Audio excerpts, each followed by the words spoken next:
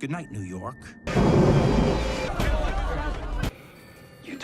And incredibly, welcome dear awkwards. आज आपको दिखाने जा रहे हैं टूलाइट जोन सीरीज की कहानी जिसका नाम है नाइटमेयर एट 30,000 फीट। कहानी की शुरुआत एक भीड़ भाड़ वाले एयरपोर्ट में होती है और यह है मूवी का हीरो जो बात बात पर नर्वस हो जाता है। सिक्योरिटी चेकिंग में भी उसे टेंशन होती है, हालांकि उसके पास डरने जैसी कोई चीज नहीं है। तभी वो शेल्फ पर कुछ बुक्स को देखता है। हमारा हीरो ही उन बुक्स का राइटर है, नाम है जस्टिन सैंडरसन। वो एक इन्वेस्टिगेटिव जर्नलिस्ट है और उसको डिबेट करना, एंगर मैनेजमेंट के बारे में बुक्स लिखना, ये सभी चीजें बहुत ही पसंद है। फिर वो एक बुक उठाने जाता है कि दूसरा आदमी उसको उठा लेता है। वो जस्टिन को पहचान जाता है कि आप ही तो इस बुक के राइटर हो, राइट? मैंने टीवी पर आपकी डिबेट्स देखे हैं। जस्टिन हाँ में जवाब देता है। वो आदमी कहता है कि ये बुक आप ही ले लीजिए, मैं दूसरी ले लूंगा। जस्टिन खुश होकर उसे अपनी बुक गिफ्ट करता है और उस पर अपना ऑटोग्राफ भी देता है। उसके जाने के बाद जस्टिन एक अनाउंसमेंट सुनाता है कि उसकी फ्लाइट जिसका नंबर 10:15 है वो डिले हो गई है। उसे 9:30 को निकलना था, लेकिन अब वो 10:15 को निकलेगी। याद रखिए कि फ्लाइट नंबर 10:15 को टेक ऑफ होगी, यानी कि 10:15 पर। वो टेंशन में अपनी वाइफ को कॉल करके कहता है कि कोइंसिडेंस तो देखो, फ्लाइट का नंबर 10:15, टेक ऑफ टाइम भी 10:15 और आज अक्टूबर 15 भी है। आज जरूर कुछ अजीब बात होगी। वो उसे शांत करते हुए कहती है कि अपने थेरेपिस्ट की बात को याद करो, पास्ट का मत सोचो, बिकॉज पास्ट इज पास्ट।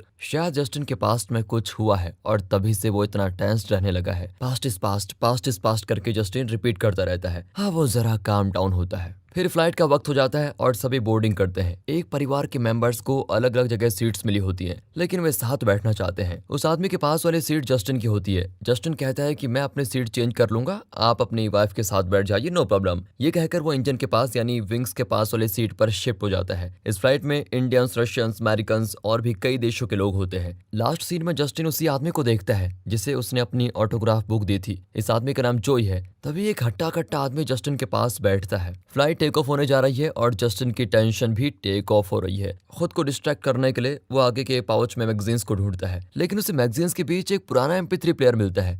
ये किसका होगा? ये सोचकर जस्टिन उसका डिस्प्ले देखता है और चौंक जाता है। टाइटल है the tragic mystery of flight number 10:15। उसमें एक पॉडकास्ट चल रहा होता है जिसमें नरेटर बताता है फ्लाइट नंबर 10:15 किस तरह गायब हो गई थी। पहले तो जस्टिन घबरा जाता है, लेकिन फिर सोचता है कि कहीं ये एयरलाइंस वालों का घटिया मजाक तो नहीं। नरेटर बताता है कि उस रात फ्लाइट नंबर 10:15 देर से टेक ऑफ हुई। बाहर तेज बारिश हो रही थी। अंदर एयर होस्टेस सेफ्टी डेमोन्स्ट्रेशन दे रही थी, लेकिन बेचारे पैसेंजर्स नहीं जानते थे कि कुछ ही देर में फ्लाइट 10:15 समुद्र में गिरने वाली थी। और तभी वाकई में एयर होस्टेस सेफ्टी डेमोन्स्ट्रेशन दे रही होती है। जस्टिन तो घबराकर विंडो शटर उठाता है। सच में बादल गरजते हैं और तेज बारिश होती है और इस सिचुएशन में फ्लाइट टेक ऑफ होती है। ये सुनकर तो डर तो आपको भी लगा होगा। सोचिए जस्टिन की हालत क्या हुई होगी। फिर वो भी पॉडकास्ट को एक कहानी समझकर सुनने लगता है, लेकिन नरेटर कहता है कि फ्लाइट के कैप्टन का नाम था डेंजल। अब जस्टिन घबराकर पास वाले पैसेंजर से पूछता है कि पायलट का क्या नाम है। वो आदमी चिढ़ जाता है कि मुझे नींद से क्यों उठाया। सर, इस पॉडकास्ट में बताया गया है कि हमारी फ्लाइट समुद्र में गिर गई थी।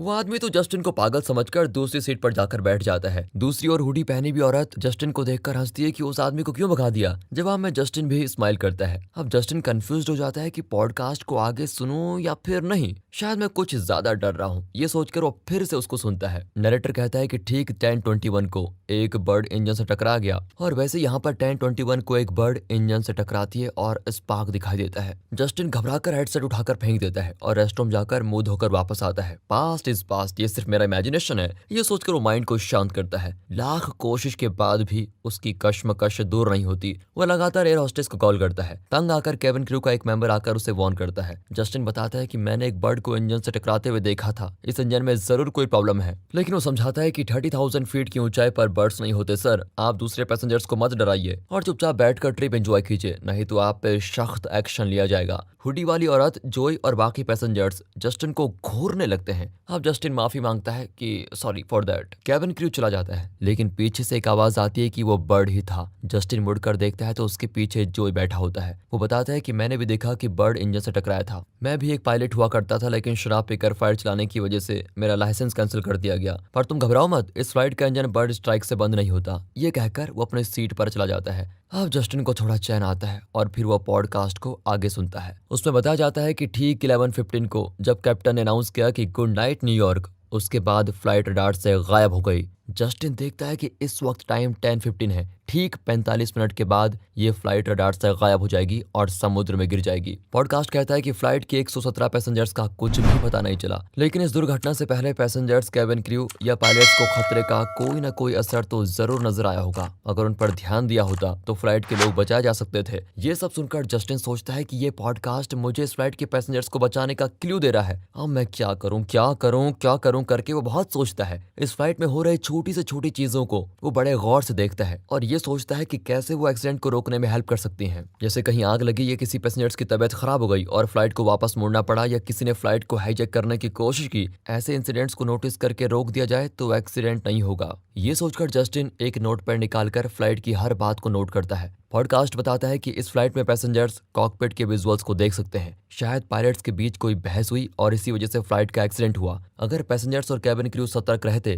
तो उन्हें रोक सकते थे। ये सब सुनकर जस्टिन कॉकपिट के विजुअल्स को ध्यान से देखता है। फिर वो पैसेंजर्स को चेक करता है। दो इंडियंस फोन पर ऑफलाइन वीडियो देख रहे होते हैं, लेकिन जस्टिन उन्हें वीडियो बंद करने को कहता है। इस पर उनके बीच तो बहस ही हो जाती है। एयर हॉस्टेस समझाती है कि वे ऑफलाइन देख रहे हैं, कोई प्रॉब्लम नहीं होगी, आप प्लीज अपनी सीट पर बैठ जाइए। इस तरह फ्लाइट के सभी पैसेंजर्स जस्टिन से अब तंग आ जाते हैं और उसको पागल समझते हैं। कैबिन क्रू जस्टिन को उसकी सीट पर बैठा देते हैं और जस्टिन फिर से पॉडकास्ट को सुनता है। वो सुनता है कि फ्लाइट में 2 रशियन थे जिन्हें एक खतरनाक माफिया गैंग ढूंढ रहा था और सरकार उन्हें दूसरी जगह भेज रही थी। शायद उनकी वजह से कोई प्रॉब्लम हुई होगी, लेकिन हर फ्लाइट में एयर मार्शल होते हैं जो पैसेंजर्स के साथ ही बैठे होते हैं। वे ऐसी डेंजरस सिचुएशन में पैसेंजर्स और फ्लाइट क्रू की सेफ्टी का बड़ा ध्यान रखते हैं। अब जस्टिन एयर हॉस्टेस के पास जाकर एयर मार्शल से मिलने की जिद करता है। एयर हॉस्टेस डांट तो नहीं सकती, इसलिए स्माइल करके कहती है कि सर, फ्लाइट के 116 पैसेंजर्स को कोई प्रॉब्लम नहीं है, सिर्फ आप ही हमें परेशान कर रहे हैं। कैप्टन के अलावा कोई नहीं जानता कि एयर मार्शल कौन है, मैं भी नहीं जानती। जस्टिन खुद पता लगाने के लिए फ्लाइट में यहाँ वहाँ घूमने लगता है। आखिर में वो जोई के पास पहुंचता है। ये तो पायलट था ना, शायद यही एयर मार्शल होगा। वो जोई से पूछता है तो वो नशे में जवाब देता है कि तुम पागल हो गया हो क्या, मेरा तो पायलट लाइसेंस कैंसिल हो गया, फिर मुझे एयर मार्शल क्यों बनाया जाएगा। उसने खूब पी रखी होती है और कहता है कि अगर एयर मार्शल का पता लगाना है तो पूछताछ से काम नहीं चलेगा, तुम खुद कोई प्रॉब्लम क्रिएट करो, एयर मार्शल खुद तुम्हें अरेस्ट कर लेंगे, फिर पता चल जाएगा कि एयर मार्शल कौन है। जस्टिन को याद आता है कि पॉडकास्ट नरेटर ने 2 रशियंस की बात की थी जो किसी माफिया से कनेक्टेड थे।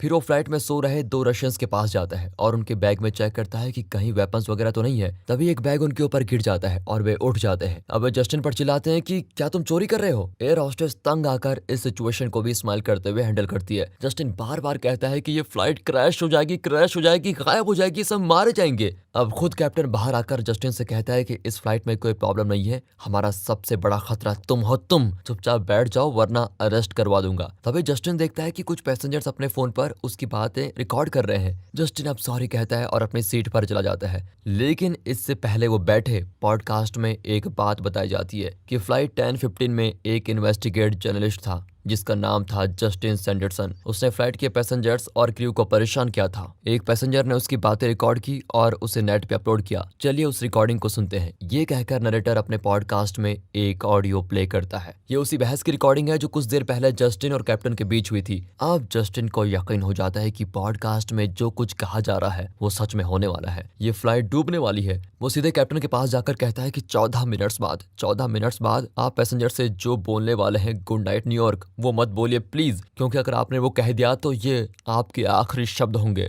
उसके बाद ना तो आप बच पाएंगे और ना पैसेंजर्स। तब वो हुडी वाली औरत जस्टिन को अरेस्ट कर लेती है क्योंकि उसने कैप्टन को धमकी दी थी। यही इस फ्लाइट की एयर मार्शल है जिसका नाम है अलीशा। वो कहती है कि लैंड होने पर तुम्हें मेडिकल हेल्प दी जाएगी और तुम्हें एयरपोर्ट पुलिस के हवाले कर दिया जाएगा। जस्टिन विनती करता है कि मेरे पास प्रूफ है, आप इस पॉडकास्ट को सुनेंगे तो सब कुछ साफ हो जाएगा। अब कैप्टन, अलीशा और कैबिन क्रू सभी अलग जाकर सीरियसली डिस्कस करते हैं। इसी बीच जस्टिन फिर से पॉडकास्ट को सुनता है। नरेटर बताता है कि 10:15 को फ्लाइट रडार से गायब हो गई, लेकिन फ्लाइट के अंदर किसी को पता भी नहीं चला कि उनके साथ क्या हो रहा था। अगर पता होता तो शायद वे बचने की कोशिश करते। वक्त बीतता जाता है। अब 11:15 होने में सिर्फ 2 मिनट्स बचे हुए हैं। तभी जोई आकर कहता है कि मुझे तुम्हारी बात पर विश्वास है। ये सुनकर जस्टिन को हद से ज्यादा तसल्ली होती है कि चलो कोई तो है जो मेरी बात को समझता है। जोई कहता है कि मैं एक एक्सपीरियंस्ड पायलट हूँ और 30,000 फीट पर उड़ना इस फ्लाइट के लिए नॉर्मल नहीं है। इस हाइट पर कुछ भी हो सकता है, तो सेफ्टी का इंतजाम करने में हर्जी क्या है। अब जस्टिन को एक आइडिया सोचता है। वो कहता है तुम खुद तो एक पायलट थे, तो क्या तुम इस फ्लाइट को कनाडा एयरपोर्ट में उतार सकते हो। हाँ, मैं कर सकता हूँ, लेकिन एक प्रॉब्लम है। कॉकपिट को खोलने के लिए एक एक्सेस कोड होता है, वो हर टेक ऑफ के बाद चेंज हो जाता है। उसके बिना मैं कॉकपिट में एंटर नहीं कर सकता। अब जस्टिन जस्टिन सोच में पड़ जाता है कि ये MP3 प्लेयर उसके हाथ क्यों लगा। फ्लाइट को बचाने का इसमें कोई ना कोई क्लू तो जरूर होगा।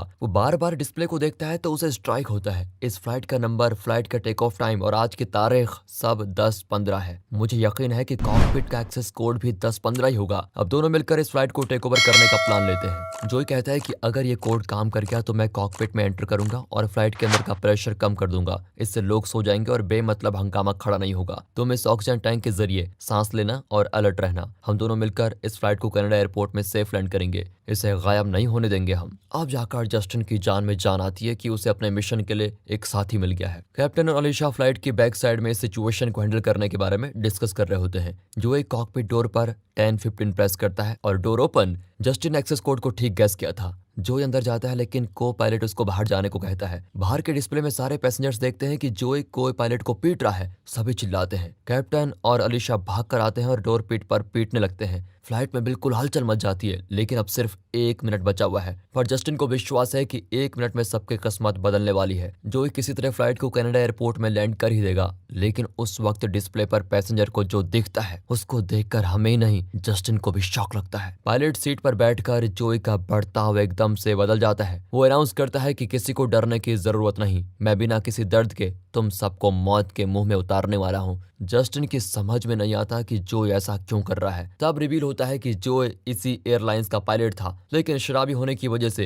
एयरलाइंस ने उसको टर्मिनेट कर दिया, फिर उसका लाइसेंस भी कैंसिल करवा दिया। आज वो उसी बात का रिवेंज ले रहा है। इस फ्लाइट का एक्सीडेंट हो जाएगा तो एयरलाइंस की रेपुटेशन मिट्टी में मिल जाएगी और जोई यही चाहता था। हालांकि वो खुद भी मर जाएगा, लेकिन उसे इसकी फिक्र नहीं है। अब वो फ्लाइट का इंजन ऑफ करके कहता है गुड नाइट न्यूयॉर्क। फिर क्या था, फ्लाइट नीचे समुद्र की ओर गिरने लगती है। जस्टिन को यकीन ही नहीं होता कि वो खुद इस फ्लाइट एक्सीडेंट का कारण बन गया। अगले सीन में दिखाते हैं कि जस्टिन एक आइलैंड पर है और आसपास फ्लाइट के टूटे हुए पार्ट्स पड़े हुए हैं। तभी उसकी नजर उसी MP3 प्लेयर पर पड़ती है। पॉडकास्ट खत्म नहीं हुआ है। वो तुरंत उसको उठाकर सुनने लगता है। नरेटर बताता है कि उसके बाद फ्लाइट 10-15 गायब हो गई। सर्च एंड रेस्क्यू टीम ने कई महीनों तक फ्लाइट को ढूंढा और एक दिन उन्हें एक आइलैंड पर फ्लाइट 10-15 के सारे पैसेंजर्स जिंदा मिल गए। वे किसी तरह वहां सरवाइव कर रहे थे, लेकिन एक पैसेंजर वहां नहीं मिला। उसका नाम था जस्टिन सैंडरसन। आज तक जस्टिन मिसिंग है और इसी के साथ पॉडकास्ट होता है खत्म। जस्टिन कंफ्यूज होता है कि ये क्या मजाक है, सब बच गए तो सिर्फ मैं मिसिंग कैसे हुआ। तब वो देखता है कि फ्लाइट के सारे पैसेंजर्स चलकर उसके पास आ रहे हैं। वे बड़बड़ाते हैं कि सिर्फ तुम्हारी वजह से फ्लाइट यहाँ गिर गई, अब हम सबको यहीं मरना पड़ेगा। जस्टिन विनती करता है कि मैं तो सबको बचाने की कोशिश कर रहा था,